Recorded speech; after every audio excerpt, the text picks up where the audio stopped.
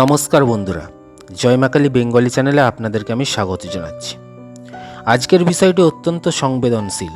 অনেকেই বলেন, আমি তাকে খুব ভালোবাসি কিন্তু সে আমাকে ঘৃণা করে, আমার সঙ্গে কথা বলতে চায় না, আমাকে এড়িয়ে চলে। তাহলে কি জ্যোতিষে এর কোনো সমাধান আছে? প্রথমেই একটি কথা বলে রাখি, ভালোবাসা কখনোই জোর করে পাওয়া যায় না। জ্যোতিষশাস্ত্র মানুষের মনকে শান্ত করতে, নিজের আচরণ ও জীবনের সম্ভাব্য প্রবণতা বোঝাতে সাহায্য করতে পারে, কিন্তু কারো স্বাধীন ইচ্ছার বিরুদ্ধে তাকে ভালোবাসতে বাধ্য করতে পারে না। অনেক সময় দেখা যায় আমাদের জন্মকুণ্ডলিতে শুক্র, চন্দ্র বা সপ্তম ভাব দুর্বল হলে সম্পর্কের ক্ষেত্রে সমস্যা আসে। আবার রাহু বা কেতুর অশুভ প্রভাব থাকলে ভুল বোঝাবুঝি, দূরত্ব, বিচ্ছেদ বা একতরফা ভালোবাসার পরিস্থিতি তৈরি হতে পারে।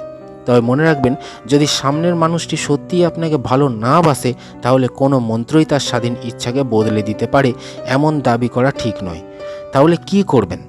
প্রথম কাজ হলো নিজের মনকে শক্ত করা, নিজের আত্মবিশ্বাস বাড়ানো, রাগ, জেদ ও অহংকার কমানো। কারণ অনেক সময় আমাদের নিজের আচরণও সম্পর্ক নষ্ট করে দেয়। জ্যোতিষ মতে শুক্রকে শক্তিশালী করার কিছু উপায় আমি বলছি।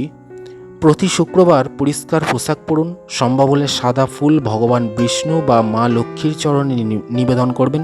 গরিব মানুষকে সাদা খাবার যেমন দুধ, চাল বা মিষ্টি দান করতে পারেন। এগুলো ঐতিহ্যগতভাবে শুভ কাজ হিসেবে বিবেচিত হয়। আর চন্দ্রকে শান্ত করার উপায় বলছি, সোমবার শিবলিঙ্গে জল অর্পণ করবেন। মনের মধ্যে রাগ, হিংসা ও প্রতিশোধের চিন্তা কমানোর চেষ্টা করুন। চাঁদের আলোয় কয়েক মিনিট নীরবে বসে ধ্যান করবেন। এখন আসি মন্ত্রে। অনেকেই ভালোবাসার জন্য বিভিন্ন তান্ত্রিক মন্ত্র খুঁজে বেড়ান। আমি এমন কোনো মন্ত্র বলবো না যার উদ্দেশ্যে অন্যের মন জোর করে নিজের দিকে টেনে আনে, বরং এমন একটা প্রার্থনা বলবো যা নিজের মনকে শান্ত করতে এবং শুভ সম্পর্কের কামনায় পাঠ করা হয়। মন্ত্রটা হচ্ছে ওং শ্রীং হ্রিং মহালক্ষ্মী নমঃ। প্রতিদিন সকাল বা সন্ধ্যায় 108 বার জপ করতে পারেন। বিশ্বাস করা হয় এই মন্ত্র জীবনে সৌভাগ্য, মানসিক শান্তি ও সম্পর্কের ইতিবাচকতা বাড়াতে সহায়ক। আর একটা বহুল প্রচলিত শিব মন্ত্র বলছি, ওং নমঃ শিবায়। 108 বার জপ করবেন মন্ত্রটা। শিবকে সম্পর্কে স্থিরতা ও মানসিক শক্তির প্রতীক হিসেবে মানা হয়। কিন্তু একটা বিষয় মনে রাখবেন, যদি কেউ আপনাকে স্পষ্টভাবে প্রত্যাখ্যান করে, আপনার সঙ্গে সম্পর্ক রাখতে না চায় বা যোগাযোগ বন্ধ করে দেয়, তাহলে তাকে বারবার বিরক্ত করা উচিত নয়। কারণ সেটি ভালোবাসা নয়, বরং তার ব্যক্তিগত সীমারেখা অমান্য করা। ভালোবাসার সবচেয়ে বড় পরিচয় হলো সম্মান।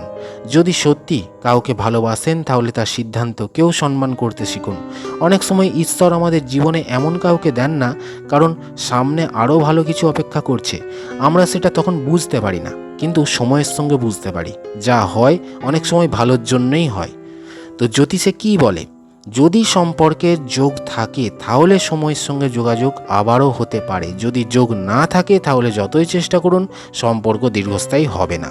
তাই জ্যোতিষের মূল শিক্ষা হলো নিজেকে পরিবর্তন করুন, নিজেকে উন্নত করুন, নিজেকে ভালোবাসুন। প্রতিদিনের ছোট্ট অনুশীলন, সকালে উঠে ঈশ্বরের নাম নিন, বাবা মায়ের আশীর্বাদ নিন, অন্যের মঙ্গল কামনা করুন, নিজের কাজের প্রতি মন দিন এবং প্রতিদিন অন্তত 10 মিনিট ধ্যান করুন। এতে আপনার মন ধীরে ধীরে শান্ত হবে। তো বন্ধুরা, যদি সে আপনাকে ভালো না বাসে তাহলে নিজেকে ছোট ভাববেন না। আপনার মূল্য কোনো একজন মানুষের গ্রহণ বা প্রত্যাখ্যানের উপর নির্ভর করে না। নিজের জীবনকে সুন্দর করুন, নিজের স্বপ্ন পূরণ করুন।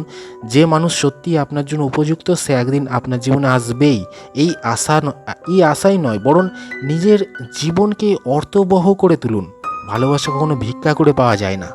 ভালোবাসা আসে সম্মান, বিশ্বাস এবং পারস্পরিক ইচ্ছা থেকে। যদি ভিডিওটি ভালো লাগে তাহলে লাইক করুন, শেয়ার করুন এবং চ্যানেলটি সাবস্ক্রাইব করুন। সবাই ভালো থাকুন, ধন্যবাদ।